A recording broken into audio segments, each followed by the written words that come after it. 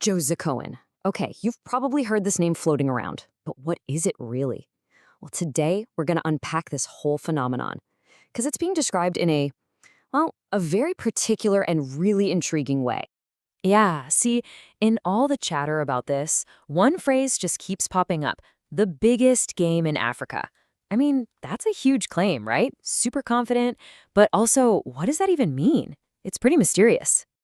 And it's that one word, game, that just changes everything.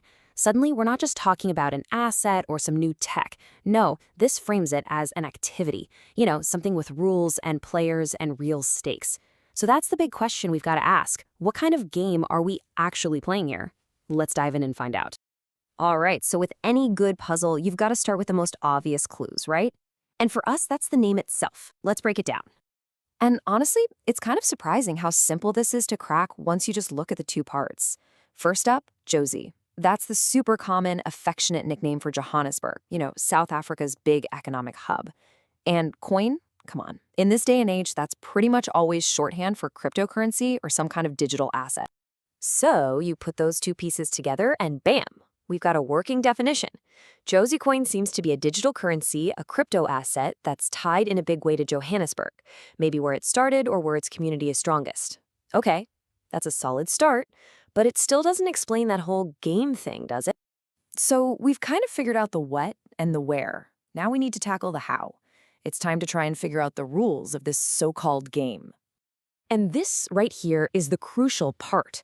Calling it a game isn't an accident. It's a very deliberate choice.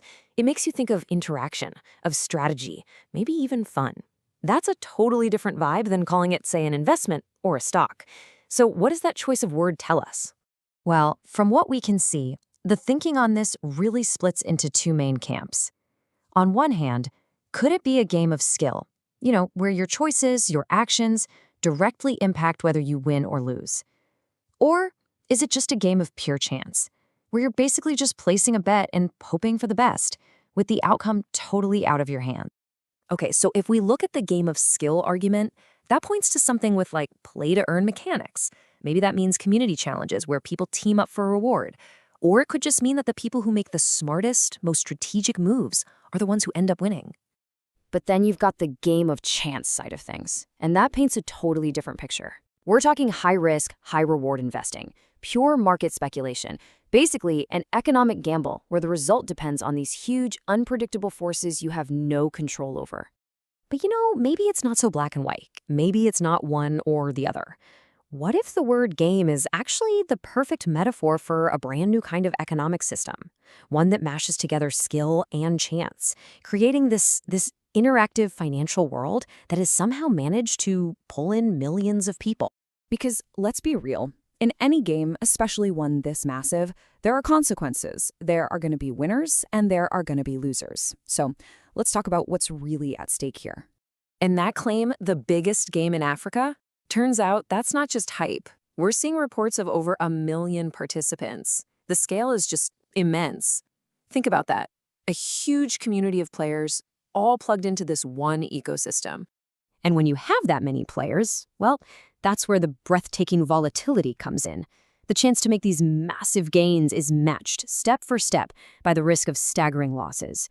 I mean, we're talking about wild swings in value that can literally make or break someone overnight. And this is really the heart of the conflict, isn't it? On one side, the potential for financial inclusion, giving people a shot at new economic opportunities is incredibly high. But on the other side, the potential for devastating financial loss is just as high.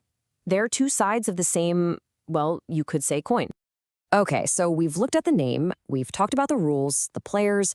Where does that leave us? What's the final score on all this?